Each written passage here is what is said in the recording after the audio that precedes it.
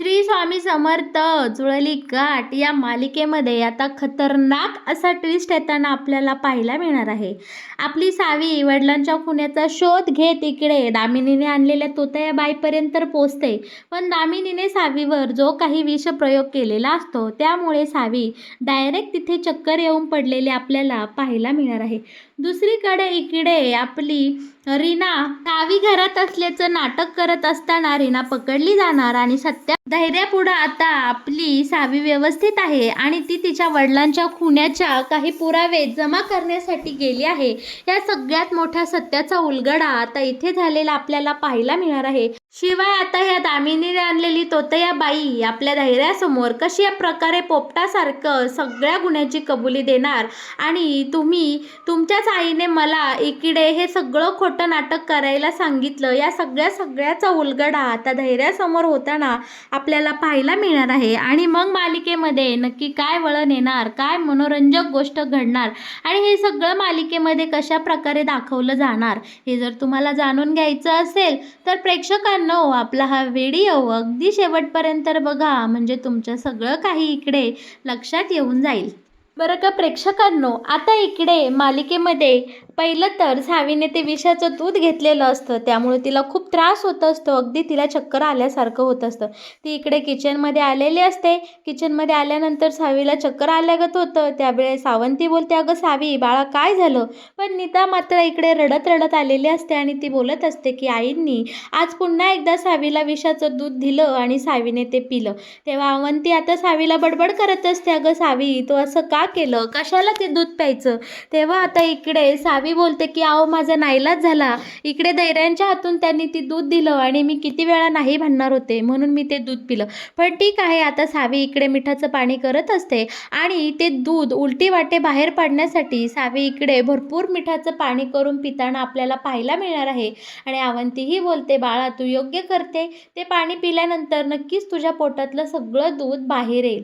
दुसरीकडे मात्र आता प्रेक्षकांनो सावीला या सगळ्याचं खूप टेन्शन आलेलं असतं आणि आता घाईघाईने ही दामिनी बाहेर जाताना यांना दिसते. त्यामुळे यांना संशय आलेला असतो की दामिनी नक्कीच आता कोणाला तरी कॉल करेल आणि घाईघाईने ही दोघेही आता सगळेजण सावीच्या रूममध्ये जाऊन ते हेडफोन लावून दामिनीचा पुढचा प्लॅन नक्की काय हे पाहायचा प्रयत्न करत असतात.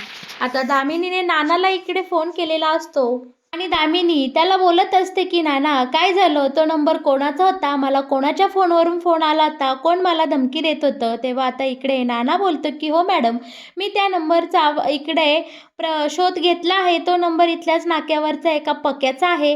आता हे ऐकस्तवर इकडे मात्र अवंती आणि नीता खूप घाबरून गेलेल्या असतात, कारण त्यांना वाटत असतं की आता नक्कीच दामिनी इकडे परागपर्यंत पोहोचेल आणि पराग आणि रीना धोक्यात येईल. पण इकडे सावीने खूप हुशारीने आधीच यांना प्लॅन करून सांगितलेलं असतं की तुम्ही स्वतःचा नंबर वापरू नका, दुसऱ्यांचा नंबर घ्या. आता दामिनीला इकडे विचार करू लागलेली असते की कोण असेल माझ्या मागावर, हा कुणाचा नंबर असेल? आणि आता नाना सांगतो की ज्या दिवशी तुम्हाला हा फोन आला त्या दिवशी हा पक्का इथे नव्हता, तो लग्नासाठी बाहेर निघून गेला होता. ज्या दिवशी खून झालं असं बरंच काय या दोघांचं बोलणं चाललेलं असतं. सावी आणि या बाकीच्या दोघी जणींनीही हे सगळं बोलणं हेडफोनद्वारे ऐकलेलं असतं. पण आता इकडे सावी बोलते की आपण दामिनी मॅडमपेक्षा कायम 4 पावलं मागच आहोत, त्या नेहमीच आपल्या पुढचा विचार करतात, आपल्याला नक्की शोध घेतला पाहिजे आणि आपण त्या दामिनी मॅडमने आणलेल्या तोतया बाईपर्यंत पोचलो पाहिजे आणि त्या बाईपर्यंत पोचल्याशिवाय आपल्याला मात्र या रहस्यापर्यंत पोचायचे किंवा आपल्याला पुरावे मिळायचे काही मार्ग दिसत नाही. त्याच वेळी नेमकी इकडे यांच्या घरी आता पराग आणि रीना आलेली असतात आणि ह्यांना दोघांनाही तिकडे आता इराने अडवलेलं आपल्याला पाहायला मिळतं. इरा बोलते की तुमचं काय काम आहे सारखं आमच्या घरी? तेव्हा आता ही बोलतात की आमची मैत्रीण आजारी आहे त्यासाठी आम्ही आलोय. पण इकडे इरा बोलते की तिला तर काहीच आठवत नाही, मग तुम्ही कशासाठी सारखे वारंवार इकडे येता?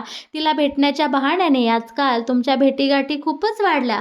पण आता इकडे आपला पराग इतकी नौटंकी करतो आणि बोलतो की आमची मैत्रीण इतक्या कठीण प्रसंगातून जाते आणि आम्ही असं बाहेर थांबायचं आम्ही मजा मारायची, हे काही मला पटत नाही. तिला काही आठवत नसलं म्हणून काय झालं, आम्हाला तर सगळं आठवतंय ना. म्हणून आम्ही वारंवार सावीला इथे भेटायला येतो आणि तिचं मनोरंजन करण्याचा प्रयत्न करतो. तिला काही आठवतंय का, तिची बुद्धी परत येण्यासाठी आमचे नेहमीच सतत प्रयत्न चालू असतात. आणि इकडे पराग रडू लागतो, अगदी शेंबूड काढून मुद्दामहून घाणेरडं काहीही करू लागलेला असतो. आणि या इराला सगळ्याची किळस वाटत असते. इरा बोलते, बरोबर ठीक आहे, जा जा, तुमची मैत्रीण वरतीच आहे, तिला भेटून घ्या. आता हे सगळेजण इकडे सावीच्या खोलीमध्ये आलेले असतात. सावीची बिघडलेली तब्येत पाहून इकडे लगेच रीना आणि पराग बोलतो की सावी काय झालं. तेव्हा आता इकडे अवंती पुढे होऊन सांगते की सावीने विषाचं दूध पिलं आहे, त्यामुळे तिला हा सगळा त्रास होत आहे. आता लगेच रीना बोलते की सावी, अगं कशाला प्यायचं ते दूध, तुला किती त्रास होतोय, तुझी तब्येत ठीक आहे ना. आता सावी बोलते की आपल्याला त्या तोतया बाईला शोधून काढलं पाहिजे आणि त्यासाठी आपण काहीतरी प्लॅनिंग केलं पाहिजे. आता इकडे आपली रीना बोलते ठीक आहे, पराग आणि मी ते सगळं इकडे हँडल करतो, काय करायचं कसं करायचं. पण मात्र सावी बोलते नाही, त्या बाईला सगळं नोटंकी करताना किंवा तो ॲक्सिडेंट करताना मी स्वतः पाहिलं आहे, त्यामुळे तिचं खोटं मीच चांगल्या प्रकारे पकडू शकते, तुम्हाला कुणालाही ते खोटं पकडता येणार नाही. पण आता इकडे अवंती बोलते नाही मी तुला अशा परिस्थितीत अजिबात कुठे बाहेर जाऊन देणार नाही आणि तुला कुणी ओळखलं तर. पण इकडे आपल्या या सावीने भन्नाट आयडिया लावलेली असते. इकडे रीनाचे कपडे सावी घालते आणि सावीला तिचे कपडे देऊन आता परागसोबत ही तिकडे पुरावे शोधण्यासाठी बाहेर निघालेले आपल्याला पाहायला मिळणार आहे. वाटेत जाता जाता इकडे पुन्हा सावीला खूप त्रास होत असतो आणि सावीला कसं तरी होऊ लागलेलं असतं. सावी उलटी करण्यासाठी तिथेच रस्त्याच्या बाजूला थांबलेली असते. त्याच वेळी धैर्याने इकडे सावीला त्या आरशातून म्हणजे गाडीच्या आरशातून पाहिलेलं असतं, ओळखलेलं असतं. पण सावी आणि पराग मात्र इकडे धैर्याच्या हाती लागत नाही. पण धैर्या घरी फोन करून चौकशी करत असतो की सावी कुठे आहे, मला सावीशी बोलायचे.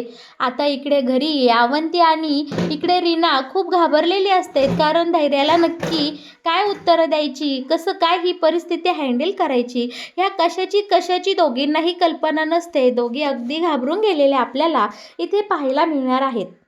कसंबसं सावीने तिच्या आवाजातले काही रेकॉर्डिंग इकडे रीनाला देऊन ठेवलेले असतात आणि दोघीही आता इकडे अवंती आणि रीना कशीबशी ही परिस्थिती हँडल करतात आणि धैर्यासोबत सावीचं बोलणं करून देतात. धैर्याचं इकडे थोड्याफार प्रमाणात समाधान झालेलं असतं, पण ह्या दोघी पुरत्या घाबरून गेलेल्या असतात. या बोलतात, अगं फोन आला तर आपली ही अवस्था झाली आहे. आणि खरंच धैर्या घरी आला आणि त्याला सावीला भेटायचं असन आणि सावी जर मिळाली नाही धैर्यांना तर आपली काही खरं नाही, असं या दोघीही विचार करत असतात.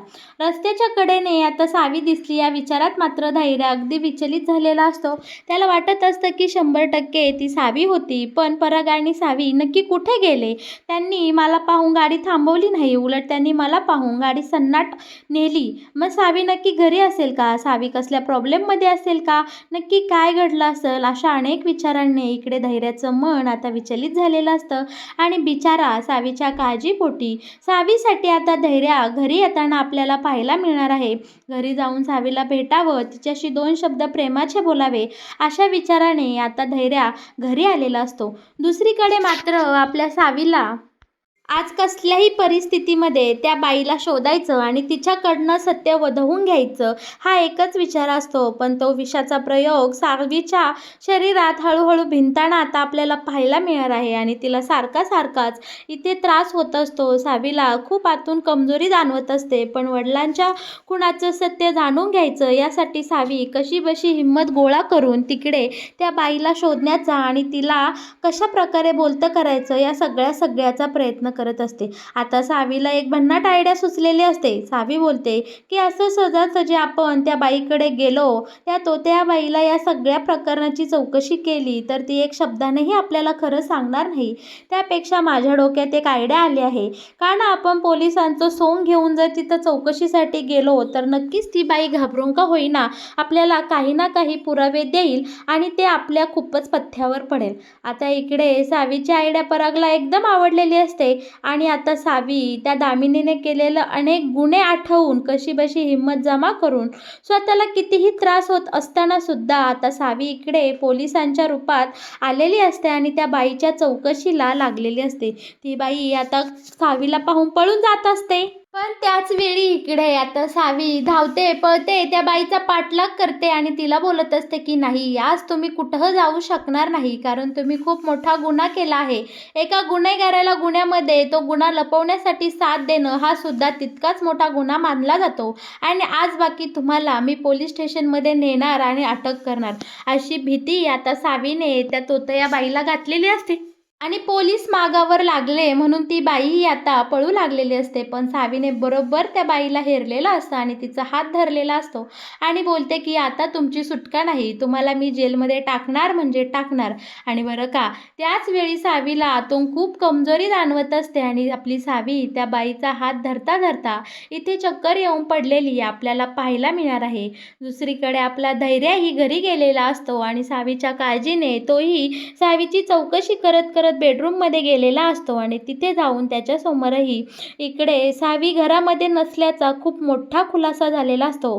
सावीची कपडे घालून तिथे आता रीना थांबली आहे आणि मग सावी कुठं गेली हा इतक्या मोठ्या प्रश्नाने आता आपल्या धैर्याचं मन कासावीस झालेलं असतं. बरं का, दुसरीकडे मात्र सावी चक्कर येऊन पडल्यामुळे ती बाई खूप घाबरलेली असते आणि मोठ्याने ओरडते, अहो मॅडम, तुम्हाला काय झालं? पण ती बाई माणुसकी दाखवत आपल्या सावीला एका हॉस्पिटलमध्ये ॲडमिट करताना आपल्याला दिसणार आहे आणि सावी शेजारीच ती तिथे थांबतानाही दिसणार आहे. आता तिने ताबडतोब सावीची ही ढासळलेली परिस्थिती शरीर बघता त्या बाईने आपल्या सावीला हॉस्पिटलाइज केलेलं असतं. दुसरीकडे घरी आलेल्या धैर्यासमोर सुद्धा खूप मोठ्या सत्याचा उलगडा झालेला असतो.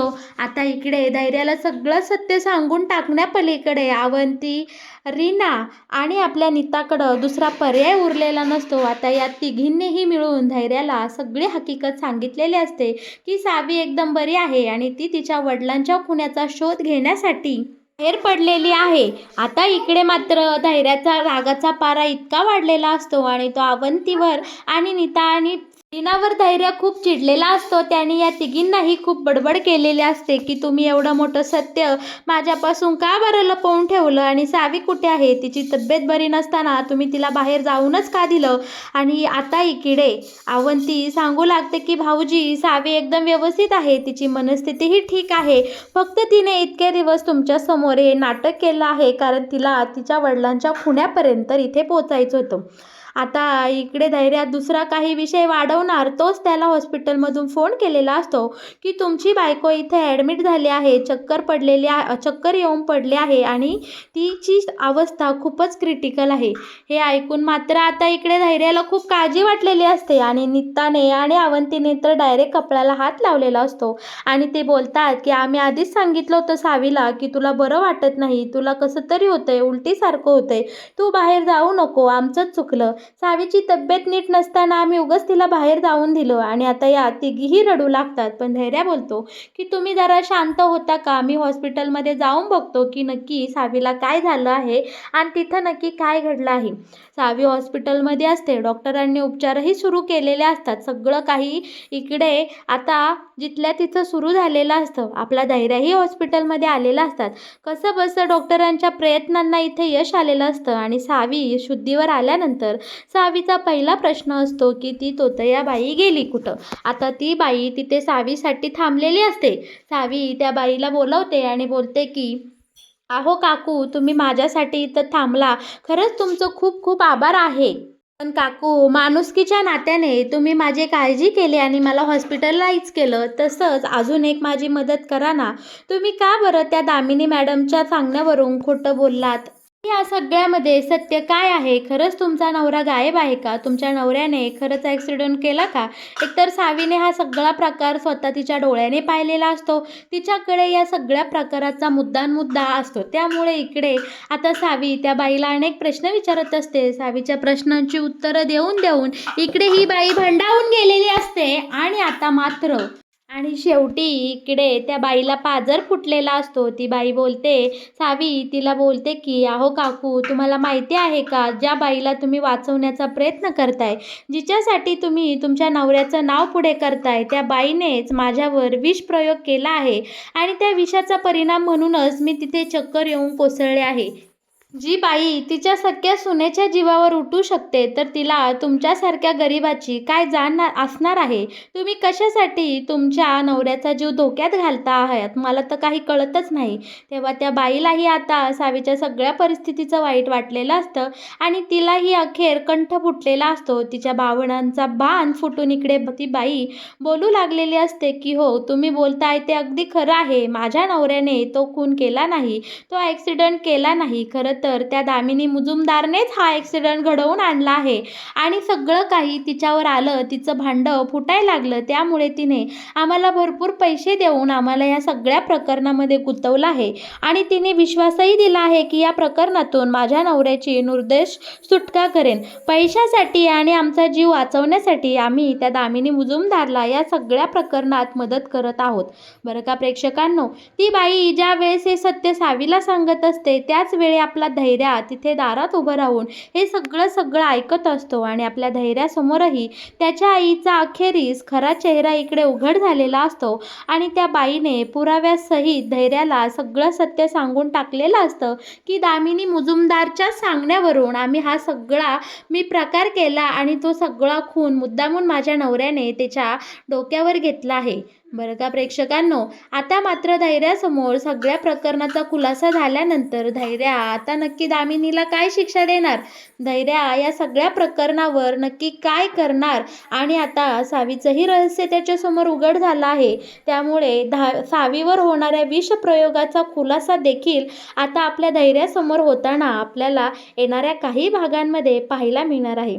तर मग प्रेक्षकांनो, कसा वाटला तुम्हाला जुळली गाठ या मालिकेत येणारा हा नवीन ट्विस्ट? या मालिकेचे असेच नवनवीन अपडेट जर तुम्हाला सगळ्यात आधी जाणून घ्यायचे असतील, तर तुम्ही आपल्या या चॅनलला नक्की सबस्क्राईब करा आणि हो, आपल्या व्हिडिओला लाईक केल्याशिवाय अजिबात कुठे जाऊ नका. धन्यवाद.